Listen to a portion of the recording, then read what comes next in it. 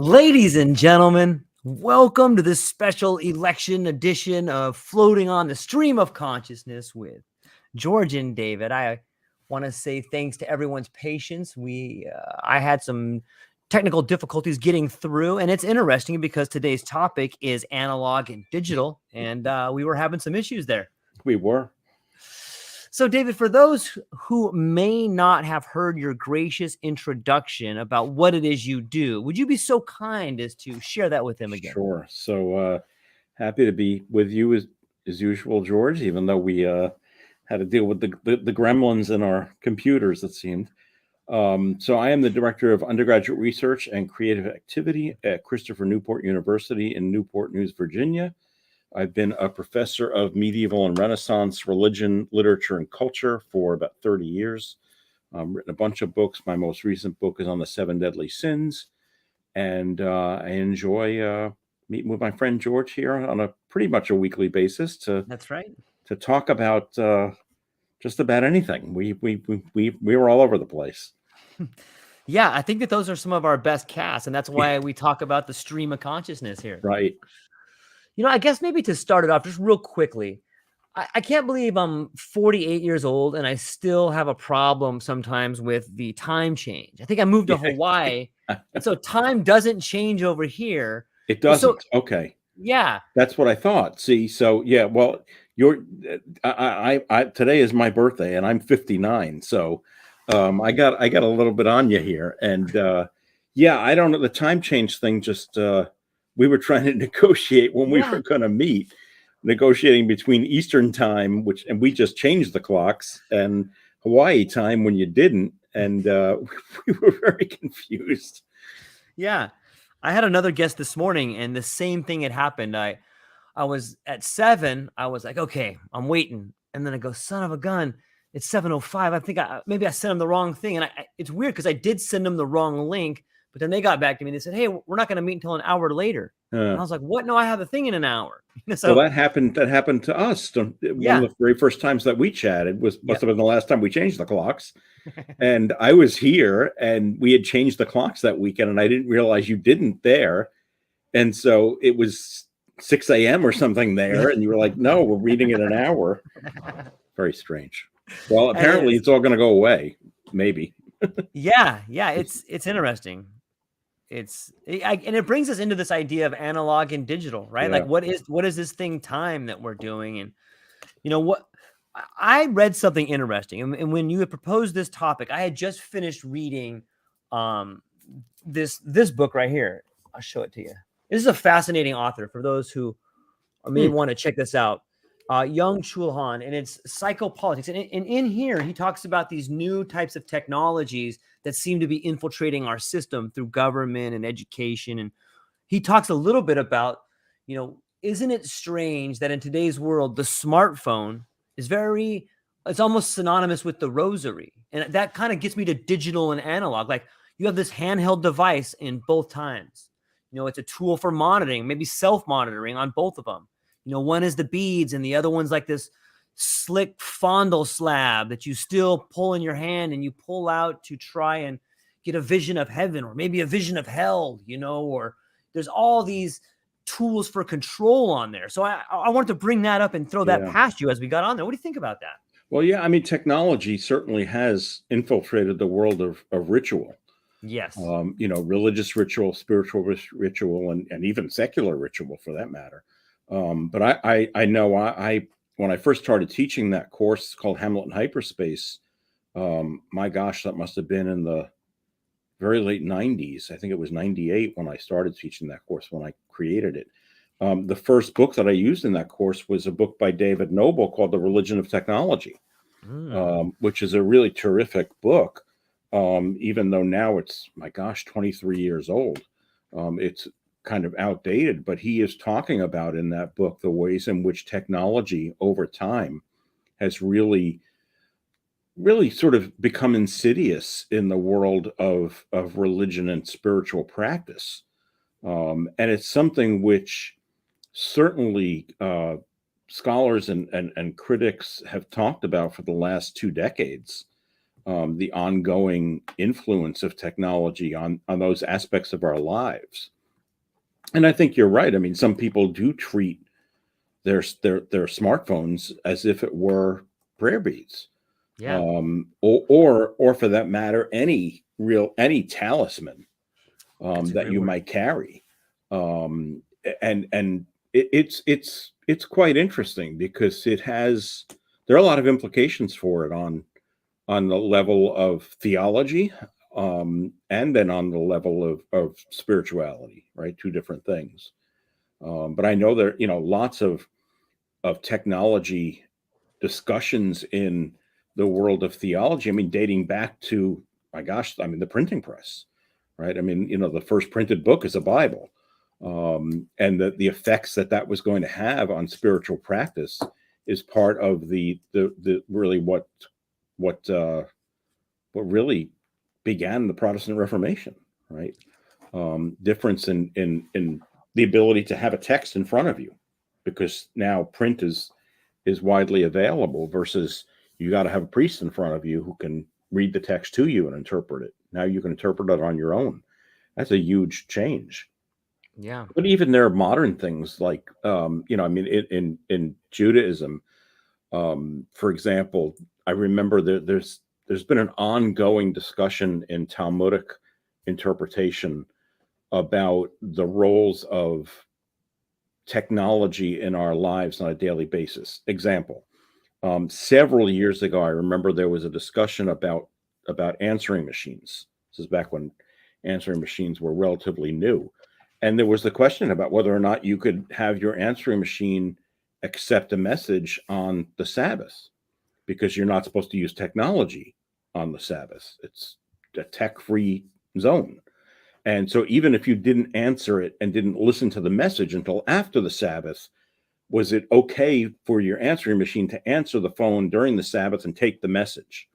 And there was a whole discussion, Talmudic discussion. I don't know that it's ever been actually settled. I was looking it up this morning to see what the latest is on it. And the latest that I found is that, from the interpretation that I see, is that it's still prohibited. You would not. It's not clear that it's not a violation. It's what the interpretation is. So how's that for vagueness? But then technology comes in at other places. There's a whole. I was surprised to see how many websites there are now where you can go on and you can actually enter, many of them for free, a prayer, which will be printed off and brought to the Western Wall in Jerusalem and put into the wall. So for those who don't know, I mean, the Western Wall is in many ways a pilgrimage site for Jews, the same way that Rome and Santiago de Compostela and places like that are for Catholics. And the idea is that you go to the Western Wall and you can write a prayer on a piece of paper and stuff it into the cracks in between the stones, and it will be supposedly answered by God. And there was a guy who, it's got to be 20 years ago, decided he was going to set up a fax machine near the Western Wall, and you could fax him your prayers and he would put the prayer into the wall for you. Now I see that there are multiple websites where you can do that. Many of them actually don't cost anything. You just you type in your prayer. I'm looking at one right now. Yep. You put in your prayer and it will be printed out, or it will be placed in the Western Wall by a student. And, I mean, is that the same thing as going and doing it? We talked often about the process being more important than the destination, right? The journey. Yeah. I don't know. Yeah, I don't know either, but I still cling to that idea that there's something in the process. It's not so much the destination, right? It's the journey, because that's where you come upon. That's you have to take the road to Damascus. Yeah. Yeah, I mean, the journey. I think the journey is the key to existence. Yeah. Right. I mean, without the journey, what's the point? It's like everyone who says, well, science is trying to find the answers to the universe and understand the origins of the universe and come up with, unified field theory and it's like, okay, but if they did, then what? If you've got all the answers, what's the point? I mean, it's like students who study Shakespeare and say, well, there's nothing more to say about Shakespeare. It's like, well, if that were the case, we wouldn't be studying him. I mean, there is no definitive answer. And what's important is, the journey that you take to come up with the answer that you come up with, and what that does for you and others, how that helps them. Yeah, it's fascinating to think about. If you don't take the journey, you just sit around all day, and I guess you could go places in your head, but virtual reality, right? Yeah, or or imagination. Imagination. Yeah, well, you want to go analog or digital on this, right? Yeah, so there, imagination's the analog way, and you want to go digital, and you get an Oculus headset, and you could go that way. And whether or not one is a better experience, I mean, what the quality of the experience is, or whether or not the authenticity of the experience is different. I mean, I would argue that the authenticity of an imaginative experience is higher than the authenticity of a virtual reality experience. Now, I know a lot of people will disagree with that, but I'm just thinking about the ways in which poets like Wordsworth and Blake and Keats, the Romantics, really encouraged us to engage in the imagination, and whether or not the experience that you have with virtual reality stands up to that same level. I don't think it does. I don't see how it could. I don't know. I don't like the Oculus glasses. I don't like that virtual reality stuff, to be honest. It seems it's too much for me, what Jean Baudrillard called a simulation. It's not real. Whereas an imaginative experience, to me, is closer to reality. It's my reality. Yeah. Yeah, there's something false, like it's a false shadow, or it's just an imperfect copy of what is true in your reality. Yeah. It's interesting to think about. But yeah, what is Oculus? Like, to have a digital, so to have this thing strapped to your face and seeing the ideas of other people. Like, you are not getting to see your interpretation of reality. You're seeing someone else's interpretation of it. Yeah. Although I suppose the users would argue that you're seeing it through your own eyes. But I mean, I don't know. I mean, we're both on the same page on this. We need the other side to join us to give us the other perspective, because that just doesn't work for me. I remember the first time I strapped one of those things on. It was many years ago when they first came out with them. I was in one of those big box electronics stores, and they had a setup where you could try them, and it was a basketball game. So you put them on and you were playing basketball. And it was a very strange sensation. But I mean, for me particularly, because I have terrible motion sickness, it was very unpleasant. It was very unpleasant because I was always aware that it wasn't reality. I think that's the thing. It was trying to trick my brain, but my brain wouldn't be tricked. Because that's, I think, what virtual reality is trying to do, right? It's trying to trick your brain into thinking that this is real. Yeah, but your brain is usually smarter than that. I think about rudimentary versions of that. I remember when the movie Earthquake came out in the 1970s, and there was a big to-do about that film because it was filmed in Sensurround. What the hell is Sensurround? So we went to go see the film. I remember I went with my mother, I think. And we sat down in the theater in the Bronx, and I'll never forget, I had my piece of licorice in my hand.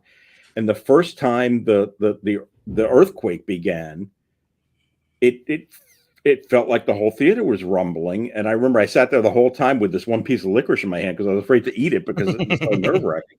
But Sensurround was nothing more than they had the bass turned up really high on the speakers. So it felt like everything was rumbling. Right. But that tricking of your brain And whether or not that's successful, I think that's the key to virtual reality. Is that the key to digital? It is in many ways, I think. I mean, digital versus analog is an interesting issue these days, isn't it? Yeah. I mean, you know, we have so little left in our world that really is truly analog. You know, and it's interesting. I think we mentioned last time that record players and records are coming back, right? Which is analog.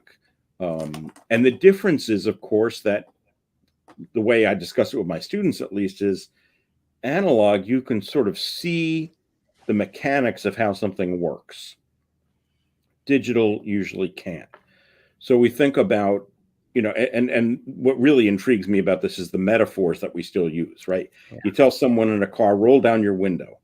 Well, who still has a car that has windows that you roll down? You know, it's you press a button and it goes down. But we still say roll down your window. You know, we still say turn the light on, even though it's not doesn't work that way anymore with light switches in many rooms. It's a different kind of light switch. I mean, on, off, flipping a switch. Yeah. I mean, I can remember my grandmother used to say, put a light up, put a light up, because she grew up in a time before widespread electricity, and put a light up was light the candle. Put a light up. You know, our grandparents who used to refer to refrigerators as ice boxes. Yeah. Because that's what they were originally, right? A big box with a block of ice on top of it, and it kept the food cold. And so, you know, some people will still refer to an ice box.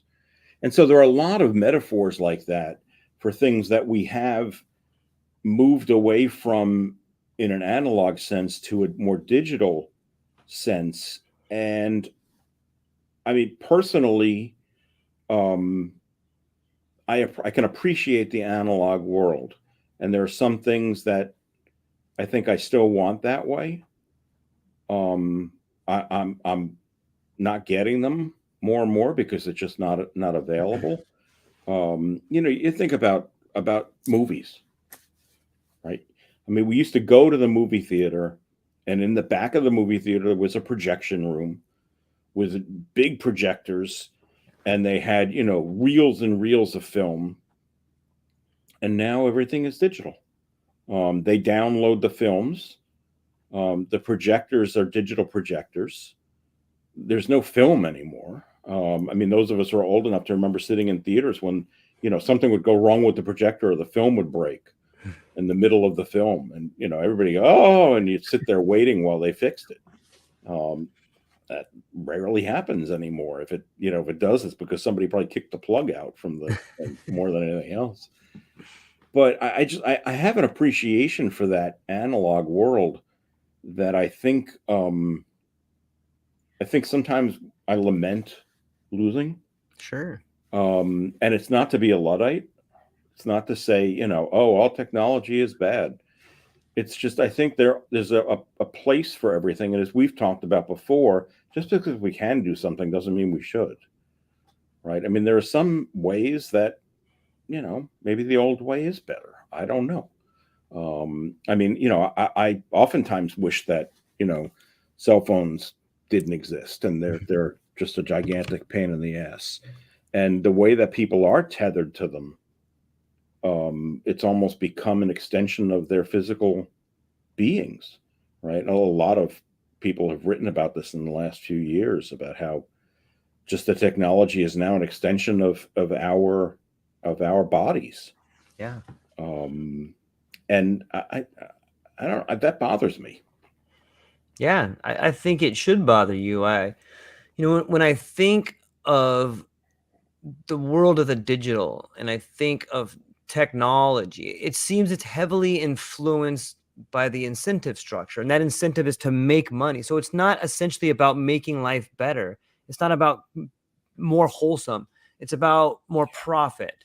And I think that is something that digitalization has driven a wedge between. You know, when you separate the product from the worker, you separate the meaning from those two things. And that's what digitization can do really well, is it drives this wedge right in between what's real and what's not in and someone else's idea of real, because it's a strange But you wedge in can there. see that. You can see the birth of that in just the whole automation system. Yeah. Right, and automation on the assembly line and that kind of thing, where it takes away the person's involvement. I mean, the craft, right? We talk about craftsmanship and the art of craftsmanship, and the way that so much of that is just gone now. It's really sad that most of what we deal with on a daily basis is manufactured in bulk, so much so now that it's become such an anomaly when you buy something that's quote unquote handmade, right? And make such a big deal about, oh, well, it's handmade. Well, what does that mean? It means they charge more money for it, so it must mean that it's better.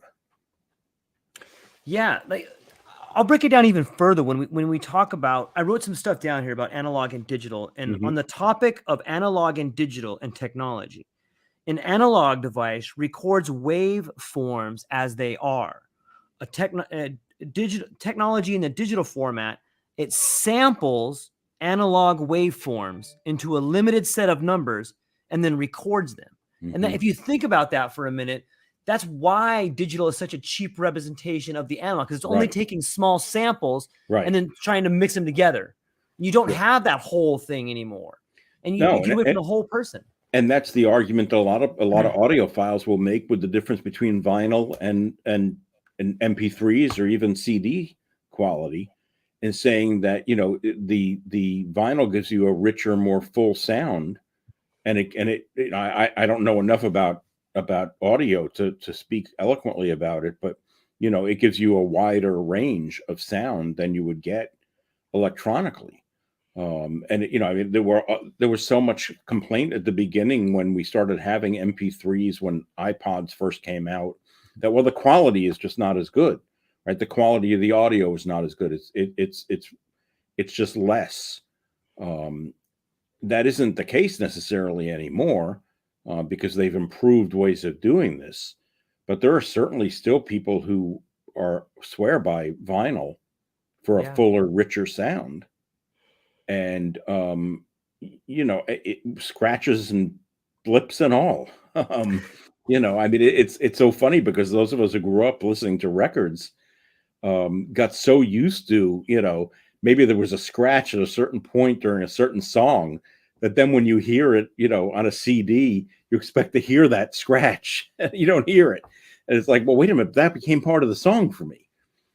Yeah, I got 2 points. I'll bring up one, and then I'll put up this comment from our friend of the show here. But when I think of a record and I think about the what it takes place to play a record, you got to take it, you got to make sure the needle's in there right, and it goes along the groove, and it's circular and rhythm, and there's something like you can see the right speed, the right size. You might have to put the little cone in there if it's a 45 or like one of the 38s or whatever. And, you can actually see the process happening.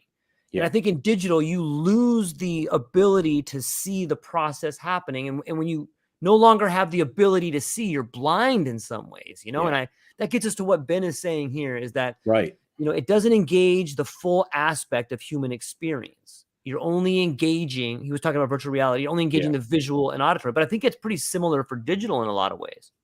Sure, and I think you're right. I mean, the difference between, I mean, I have a couple of old record players down the hall here, because my students last year used them when they curated the show that they did for their museum studies course. And one is an old crank record player that actually still works, and the other one is an older Victrola, which currently doesn't work. I wasn't able to fix it. But the kids love it when I play a 78 on the crank record player and show them how it works, because you got to crank it up. It's not no electricity. You crank it up because it's got a spring inside, and then you release it and the record starts spinning, and then you put the needle down on it and you start hearing sound.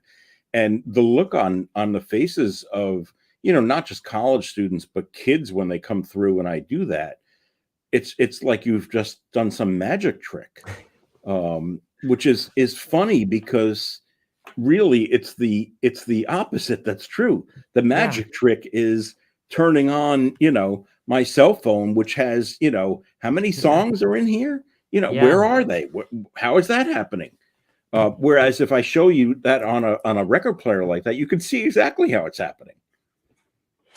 Yeah, I'm glad you said magic trick, because I think what's happening is a magic trick, and it's the disappearance of critical thinking due to digital technology. Yeah. And I want to give you an example of that. The example I'm thinking about is in the news recently. There was this Google engineer who was speaking with a AI algorithm called Lambda, I believe.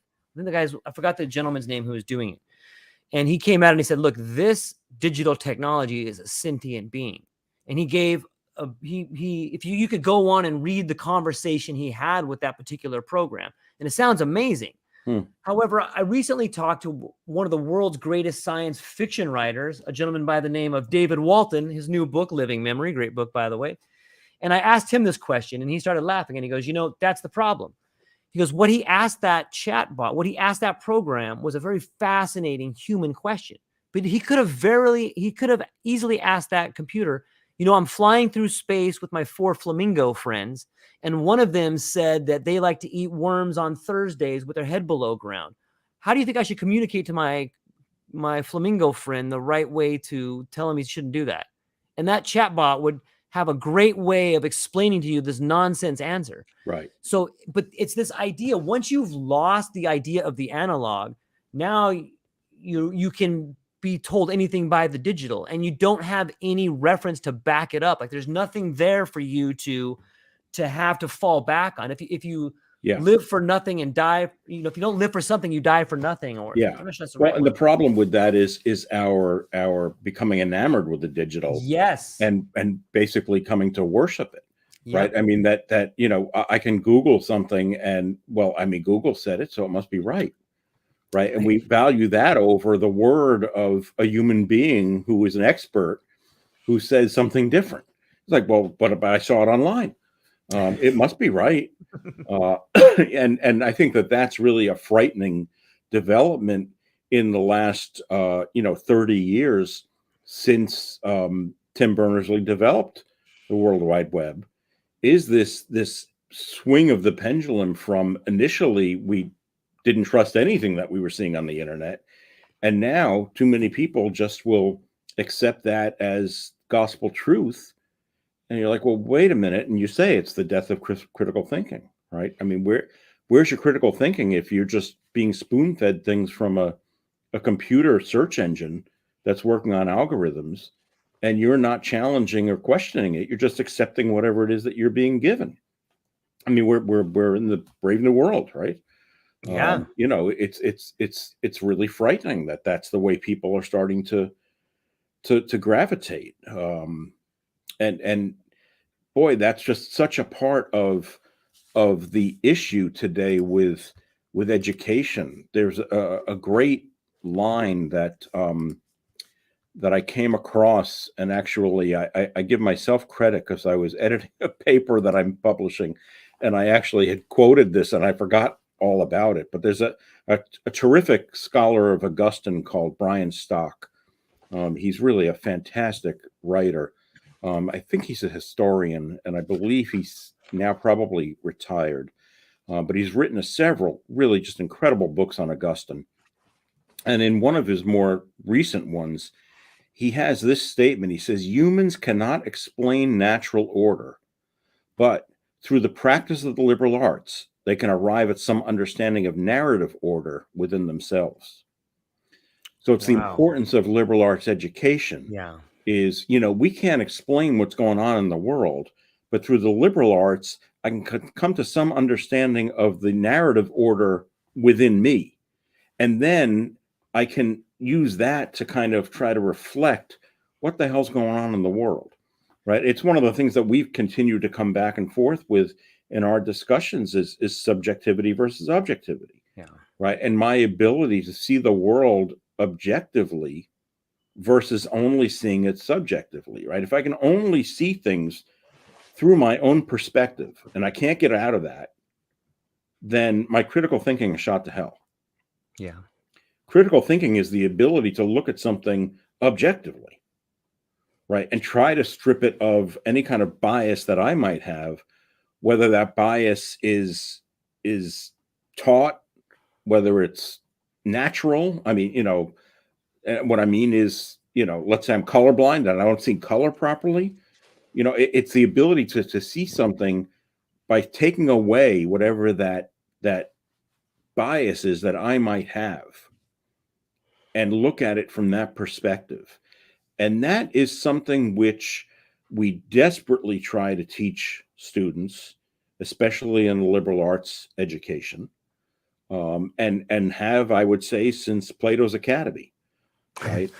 Tried to do that, and it's only gotten that much more difficult in the digital age.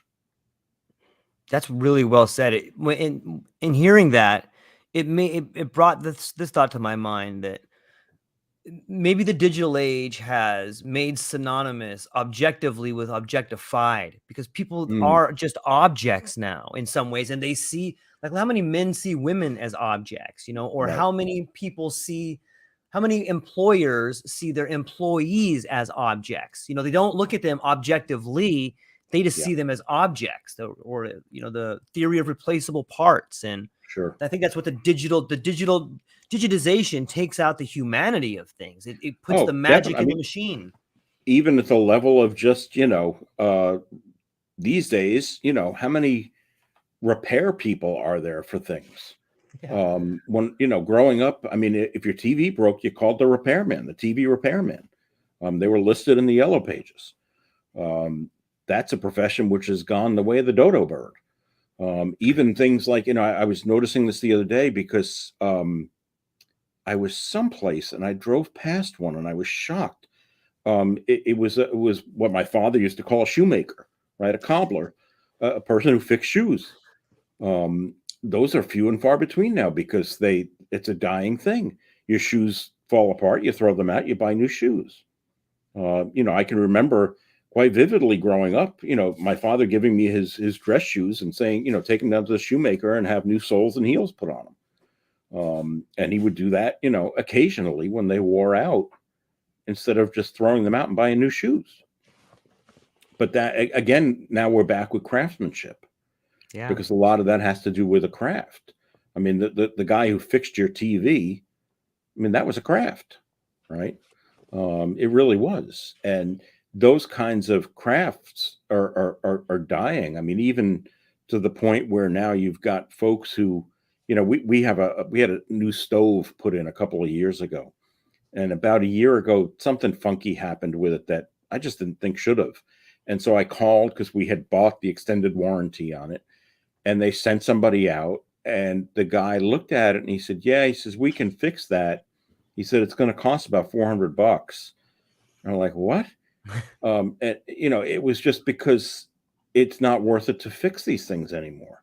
Instead, we live, as everybody knows, in a disposable culture, right? Throw it out and buy a new one. And that's just something which it reinforces the lack of value and Wow. worth in things.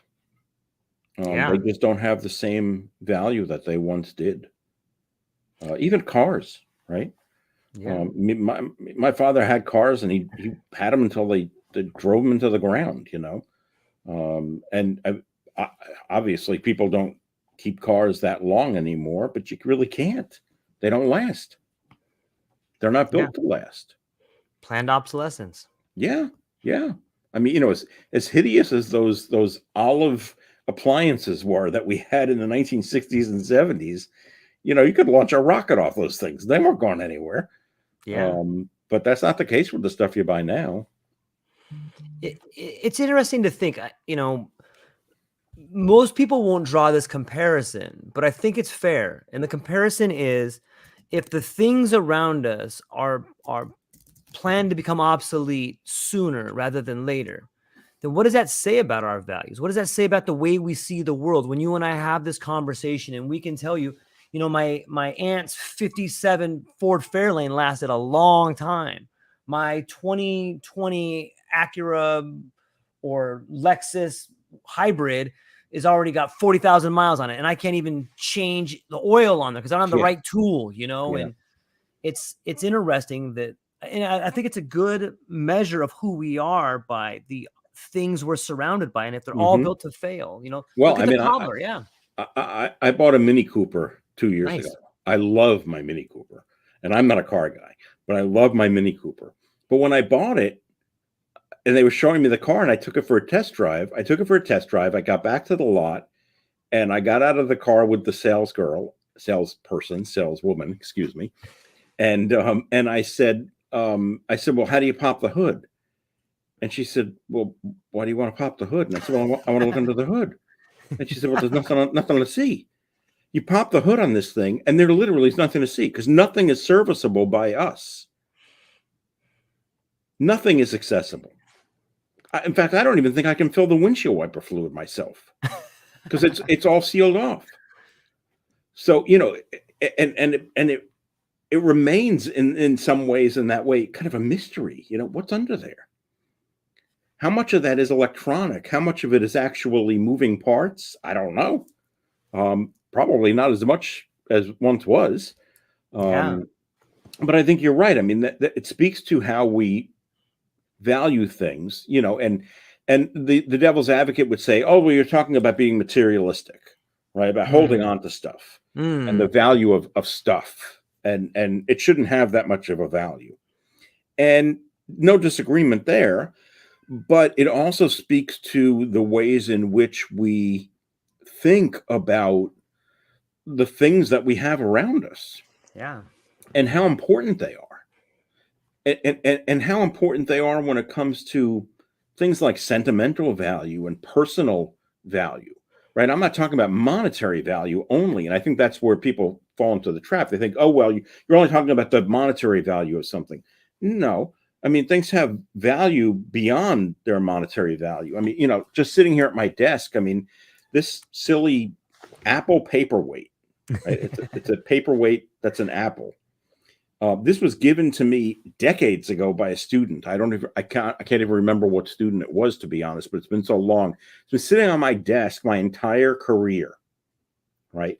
Now, this is probably, if this was at a yard sale, it would probably be $1, right? It has no monetary value, but it has a lot of value to me, personal value, because, as I say, it was given to me by a student. It has always been sitting on my desk. It's part of who I am as a professor. And so I think that, if we separate the monetary value from personal value, that will help a lot with the discussion about these things, right? I mean, this has more monetary value than this, right? My cell phone. But what means more to me? Well, it's definitely this. Right. I care less about the cell phone because guess what? In a couple of years, I'm going to trade this in for another cell phone. Not going to matter. It's not like I'm personally connected to this thing, but this I do have some more of a personal connection to. And so, if you want to, really go crazy, analog, digital, right? Yeah. Sorry, I'm holding things up. No, People are not at listening all. to this. I held It's up awesome. my phone and a glass apple. Well, it's because if I was to play the devil's advocate on there, what about the pictures on your phone? Those just have to have some sentimental value. How does that fit into it? They do, and that's really problematic. Yeah. I think that's a real problem. I love looking at old pictures, print pictures. And I think we mentioned last time, it's interesting. There's a resurgence in the sale of single lens reflex cameras, and actual film. That there's a resurgence in the use of it. A lot of that coming out of the pandemic, people going back to those old ways. Yeah. But I hate that all of my pictures are digital now. I don't like it. I had boxes of old photographs, which over the last few years I have scanned in digitally, so that I have digital copies. And it was a lot of work to do because we're talking about probably thousands of photographs. I mean, these are photographs that go back to my grandparents, and the reality was that once I was done scanning them in, I turned to my wife and I said, "Now what am I supposed to do with them?" Right? And she said, not to be flippant, throw them out. Right? That was the point of doing this. Is that now you don't have to have space to have them. And oh my God, it was like you were asking me to cut off a limb. Throw out these photographs? Some of them are 100 years old. Who the hell am I to throw them out? Yeah. And so, I have saved a lot of them. Hopefully my wife's not listening because she doesn't know where they are. You're in trouble.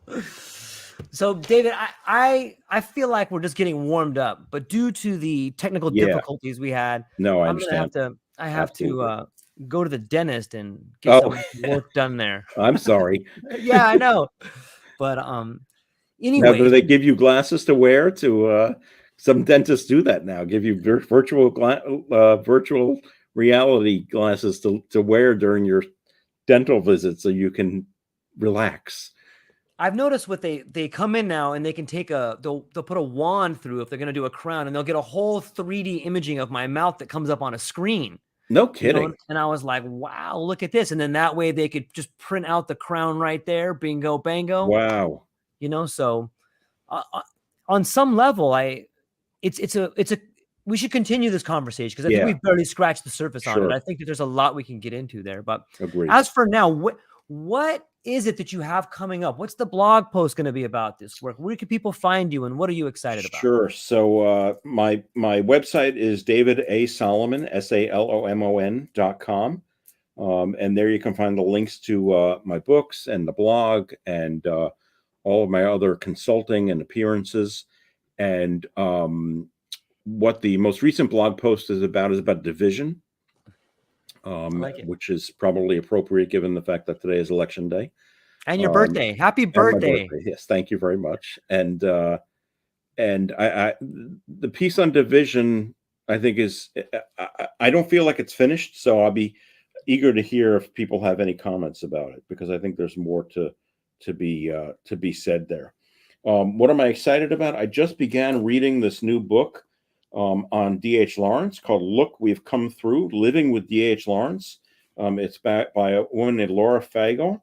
She is a professor at King's College London, and she wrote this book about, as she calls it in the subtitle, "Living with D.H. Lawrence During the Pandemic."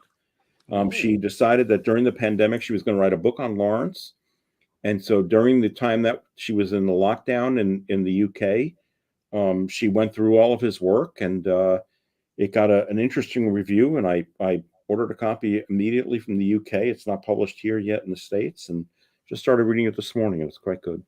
Nice. I'm gonna have to check it out myself. Yeah. Maybe we'll have a little chit chat about it. Maybe we can try to get her on the podcast. We could talk That'd to her together. Great. Yeah, that would be awesome. Yeah. Yeah, I gotta gosh darn it, I have a book too that I wanted to talk about and tell you about angels and demons. I think you would like. Professor out of Yale, I believe, a psychologist who is actually, I don't want to butcher it. I'll send you the notes on it because I think you'd find it really interesting with some of the work you're doing. Terrific. So fantastic. That's what I got going on coming up in the future. I got some great podcasts coming up later this week. And David and I will be back to you on Tuesday, probably continuing our discussion and floating down this stream of digital waterways and analog boats and whatnot. So that's what I got. Ladies and gentlemen, thank you so much for your time. Go check out David's work. Check out his blog. Check out his book, The 7 Deadly Sins. It's a really great read. I think you'll enjoy it. And that's what we got for today, ladies and gentlemen. Aloha.